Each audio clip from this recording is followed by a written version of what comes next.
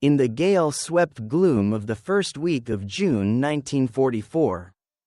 As the collective fate of Western civilization teetered precariously on the razor's edge of history, Supreme Commander Dwight D. Eisenhower found himself isolated in the Spartan, smoke-choked trailer of Southwick House in southern England.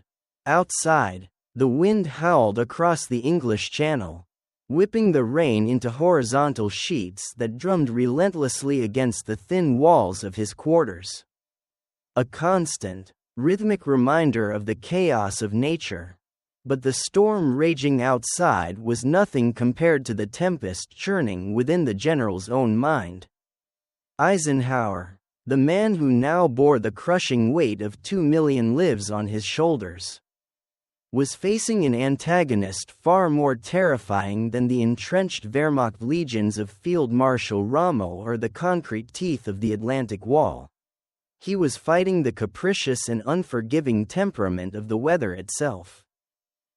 The entire free world was holding its breath, a colossal military machine, the likes of which the human race had never before assembled, comprising 5,000 ships, 11,000 aircraft, and hundreds of thousands of the finest young men from the democracies of the West, sat paralyzed in the marshalling yards. Coiled like springs compressed to the breaking point, these men had written their final letters home. They had sharpened their bayonets, and they had waterproofed their vehicles with a foul-smelling grease, waiting only for a single word to hurl themselves into the fire. Yet, the storm threatened to undo it all. If Eisenhower gave the order to go and the invasion failed, the armada would be scattered by the waves. The paratroopers would be blown helplessly into the sea, and the war could be prolonged by years. If he postponed, the greatest secret of the century would almost certainly be leaked, and the invasion would have to be delayed for another 2 weeks to wait for the tides, time enough for the Nazis to reinforce their Fortress Europe into an impregnable tomb. In the suffocating atmosphere of the war room at 4 a.m. on June 5, Group Captain James Stagg, the chief meteorologist whose face was gaunt from lack of sleep, walked in to deliver a forecast that offered a hope so fragile it was almost painful. He predicted a hole in the weather, a temporary, ephemeral lull in the storm lasting a mere 36 hours. Beginning the next morning, it was a terrifying gamble. Eisenhower looked around the room, meeting the eyes of his commanders, Montgomery, Tedder, Ramsey, but he knew that in this ultimate moment of truth, the loneliness of command was absolute. He stood up, pacing the floorboards, the sound of his boots marking the seconds, the smoke from his cigarette curling around his fingers.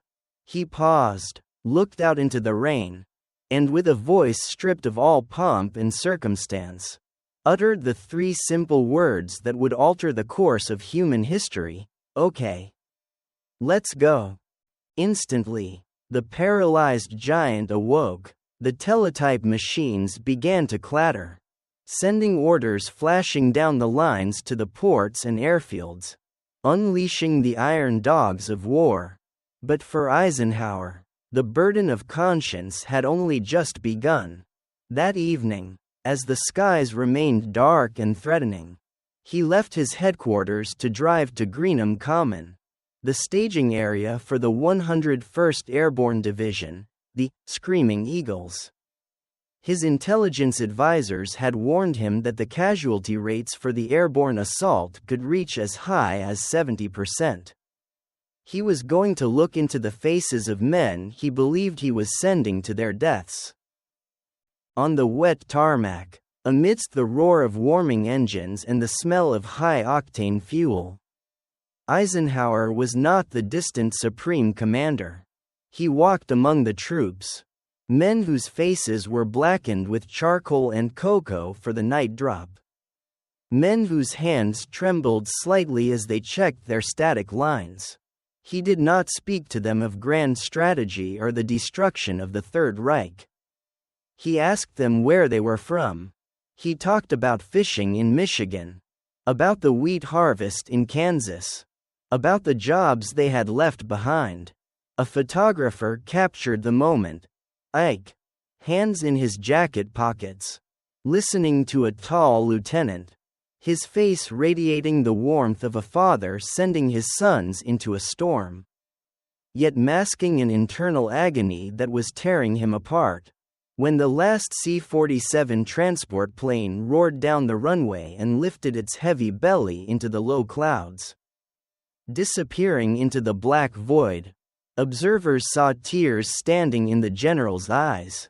He stood there, a solitary figure on the edge of the airfield, until the drone of the engines faded into silence.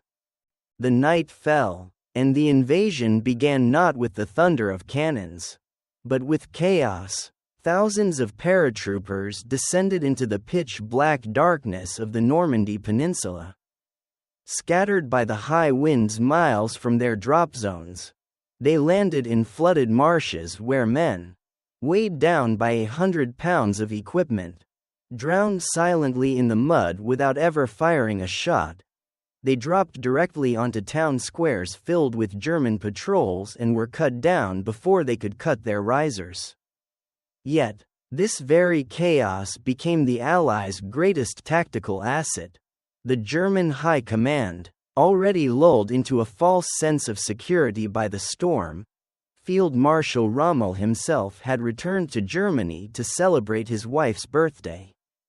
Believing an invasion impossible, was paralyzed by the confused reports. They could not determine the main point of attack. The lost paratroopers formed ad hoc bands of brothers, fighting like wolves in the night, using toy crickets to identify each other, 1 click to ask, 2 clicks to answer, and spreading terror behind enemy lines. As the gray, metallic light of dawn began to bleed through the overcast sky on June 6, the German sentries peering through the slits of their concrete bunkers along the coast witnessed a sight that defied all comprehension. The horizon, which the day before had been empty ocean, was now a solid wall of steel. Nearly 7,000 vessels materialized from the mist, a floating city of destruction. At exactly 5:30 a.m., the sky seemed to tear open as the great battleships, the USS Texas, the HMS Warspite, the Arkansas, erupted in unison. Massive pillars of smoke rose from the sea, the concussion shaking the earth of France like a ragdoll, as the Atlantic Wall began to crumble under the fury of the naval bombardment. But as the naval fire lifted, and the small, flat-bottomed Higgins boats began their run to the shore, the grand strategy collided with the brutal reality of the Devil's Garden. At Utah Beach, fortune favored the brave. A navigational error caused by the strong current landed the troops of the 4th Infantry Division a mile south of their target. In a sector that was lightly defended, Brigadier General Theodore Roosevelt, Jr., armed only with a cane and a pistol, realized the mistake and famously declared, "We'll start the war from right here," leading his men inland with relatively light casualties. But 10 miles to the east, on the crescent of sand codenamed Omaha, a tragedy of biblical proportions was unfolding. The American 1st and 29th Infantry Divisions sailed directly into a slaughterhouse. The specialized DD, swimming, tanks, the secret weapon intended to provide armor support for the infantry, were swamped by the high swells, sinking like stones and taking their crews to a watery grave. Without tank support, the infantry was left naked before the veteran German 352nd Division waiting on the bluffs.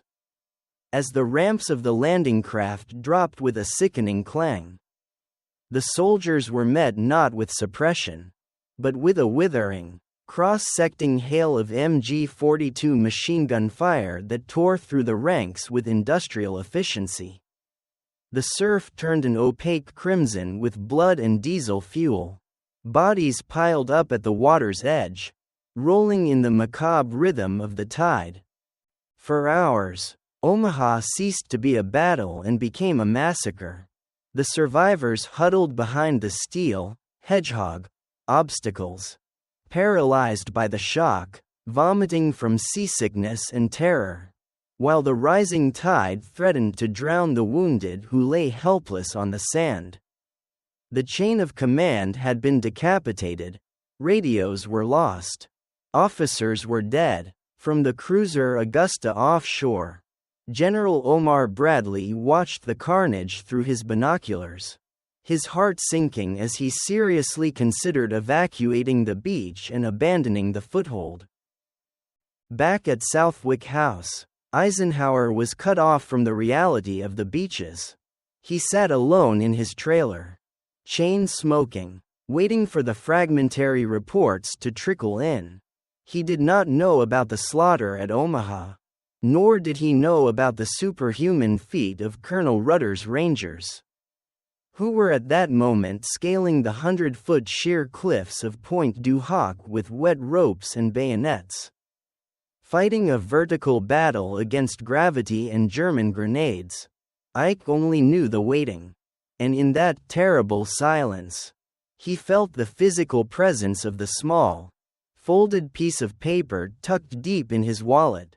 It was a note he had hurriedly handwritten the night before, a confession of failure.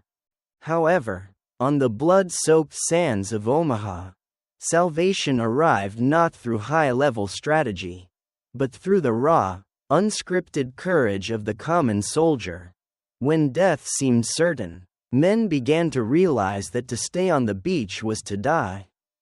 Brigadier General Norman Cota, walking upright through the hail of bullets as if strolling through a garden, a cigar clamped in his teeth, rallied the shell-shocked survivors. "Gentlemen," he roared over the explosions, "we are being killed on the beaches. Let us go inland and be killed." Galvanized by such leadership, small groups of men began to move. They used Bangalore torpedoes to blow gaps in the wire. They clawed their way up the smoke-covered bluffs, silencing the pillboxes one by one with grenades and grit. They paid for every yard of French soil with American blood. But they did not stop. Simultaneously, on the British and Canadian sectors of Gold, Juno, and Sword, the Allies were breaking the crust of the German defenses. The funnies, strange, specialized tanks designed to flail mines and bridge ditches, helped the troops claw their way ashore. The surreal image of Lord Lovett's personal bagpiper, Bill Millen, walking the water's edge and playing Highland Laddie amidst the mortar explosions, became a symbol of defiant courage. By noon, as Adolf Hitler finally woke from his drug-induced sleep and grudgingly released the Panzer reserves, it was too late. The skies belonged to the Allied air forces. Typhoon and Thunderbolt fighter bombers pounced on the German columns like hawks, turning the roads to Normandy into graveyards of burning steel. As the sun began to set on that longest of days, the roar of gunfire began to recede, replaced by the rhythmic lapping of the waves against a shoreline littered with the wreckage of war. The cost was staggering, over 10,000 Allied casualties in a single day. Omaha Beach looked like a vast scrapyard of twisted metal and broken bodies. But looking past the carnage, the impossible had been achieved. The Atlantic Wall, the fortress Hitler boasted would last 1,000 years, had been breached in less than 24 hours. A toehold had been carved out of the continent, a door kicked open for the liberation of Europe. That night, as the first positive reports began to flow into headquarters, Dwight Eisenhower sat alone under the yellow glow of a desk lamp. He reached into his pocket and pulled out the folded note he had carried all day. The handwriting was hurried, scrawled by a hand that knew the weight of the world. It read, "Our landings in the Cherbourg-Havre area have failed to gain a satisfactory foothold and I have withdrawn the troops." The troops, the air and the navy did all that bravery and devotion to duty could do. If any blame or fault attaches to the attempt, it is mine alone. He stared at the paper for a long moment, an alternate history of defeat that had been averted by the courage of teenagers from Pennsylvania, coal miners from Yorkshire, and farmers from Manitoba. Slowly, he refolded the note and tucked it away, a private artifact of the fragility of victory and the crushing burden of leadership.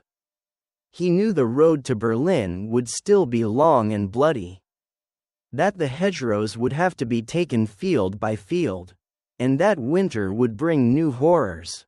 But as he stepped out of his trailer and looked up at the night sky, where the last storm clouds were breaking to reveal a pale moon, Eisenhower knew that the greatest gamble of his life had been won. The world had been saved, not by the generals in the map rooms, but by the ordinary soldiers who had walked into the fire and refused to turn back. Operation Overlord had ended its first day, but the legend of their sacrifice would echo forever in the annals of human history.